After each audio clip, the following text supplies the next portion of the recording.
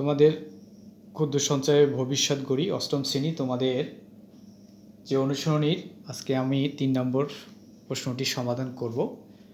3 নম্বর প্রশ্নটি বলা হচ্ছে যে শিমুল ৮০,০০০ টাকা কোনো ব্যাংকে কোনো ব্যবসায় খাটিয়ে 2 বছরে ১,৭৫,০০০ টাকা মুনাফা পেল। শিমুলের শতকরা কত টাকা মুনাফা হলো? তো দেখো এখানে বলছে শিমুলের শতকরা কত টাকা মুনাফা হলো, তার মানে এখানে মুনাফার হারটা আমাদেরকে বের করতে হবে। তাহলে আমরা মুনাফার হার যদি বের করি তাহলে এখানেও আমাদের কয়টা তথ্য দেওয়া আছে? 3টা। এত টাকা কোনো ব্যবসায় খাটিয়ে 2 বছরে, তাহলে এখানে ৮০,০০০ টাকা কী করলো? ব্যবসায় খাটাইলো। কয় বছরের জন্য? 2 বছরের জন্য। মুনাফা কত পাইলো?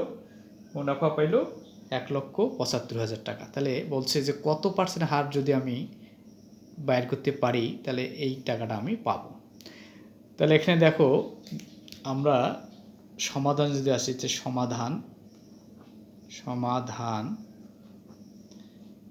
সমাধানে লেখো আমরা জানি সূত্রটা যদি আমরা ইউজ করি, আগে আমরা জানি মুনাফার হার সমান মুনাফার হার কি দ্বারা প্রকাশ করা হয়? আর দ্বারা। আর সমান হচ্ছে I/P/N। এখানে দেখো সাইডে যদি আমরা তথ্যগুলো দেখি, যে এখানে কি কি তথ্য দেওয়া আছে? এত টাকা কোনো ব্যবসায় খাটিয়ে, তার মানে এখানে P = আসল। তাহলে দেখো এখানে আসল P সমান হচ্ছে ৮০,০০০ টাকা।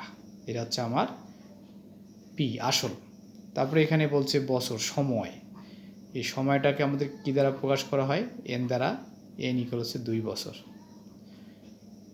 তাহলে আর এখানে একটা তথ্য দেওয়া আছে, সেটা হচ্ছে মুনাফা, সরল মুনাফা। তাহলে মুনাফা সমান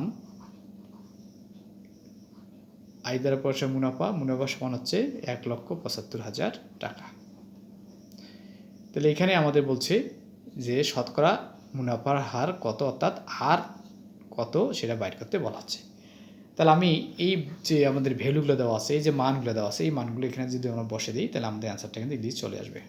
তাহলে দেখো এখানে আই হচ্ছে এখানে ১,৭৫,০০০ টাকা, ১,৭৫,০০০ টাকা। তারপরে এখানে আসল পি হচ্ছে কত? ৮০,০০০ টাকা। আর সময় হচ্ছে এখানে 2। তাহলে এই 3টা শূন্য আর এই 3টা শূন্য আমরা কেটে দিলাম। তাহলে উপরে থাকলো কি ১৭৫, আর নিচে থাকলো 0 আর 2 × 16। এখন তোমরা জানো যে আর হচ্ছে এখানে মুনাফার হার, তাহলে অবশ্যই একটা পার্সেন্টেজ নিয়ে আসতে হবে। পার্সেন্টেজ নিলে অবশ্যই এখানে 100 দ্বারা লবটাকে গুণ করতে হবে, তাহলে আমরা এই চিহ্নটা কী করতে পারবো? ব্যবহার করতে পারবো। এখন এই 0 আর এই 0 কেটে দাও, তাহলে হচ্ছে তো 1, 5 গুণ করলে হচ্ছে 175, এই 0টা এখানে দিয়ে দিলাম, নিচে হচ্ছে এখানে 16। এটাকে যদি তোমরা ক্যালকুলেটর করো, ক্যালকুলেটর করলে যা হবে তাই অ্যান্সার আমরা লিখব। দেখো কি বলা হচ্ছে এখানে, ১৭৫০ ভাগ হচ্ছে 16, তাহলে আমার হচ্ছে 109.375। তাহলে আমরা এখানে লিখব যে সমান 109.375। অবশ্যই এখানে পার্সেন্টটা দিতে হবে, তাহলে এখানে পার্সেন্ট চিহ্নটা হবে। তাহলে এইটাই হচ্ছে আমাদের শিমুলের শতকরা কত টাকা মুনাফা পাবে। শতকরা মুনাফার হার, অতএব নির্ণীয় শতকরা মুনাফার হার, এটা সুন্দরভাবে লেখো, নির্ণীয় শতকরা মুনাফার হার হচ্ছে 109.375%। তাহলে অ্যান্সার হচ্ছে আমার কত হচ্ছে এখানে? অ্যান্সার হচ্ছে 109.375%। তাহলে আশা করি তোমরা খুব সহজেই এই অঙ্কটি বুঝতে পেরেছো। তাহলে আমাদের 3টা তথ্য দেওয়া থাকবে, আমরা এখানে মুনাফার হারটি ইজিলি বাইর করতে পারবো। Thank you.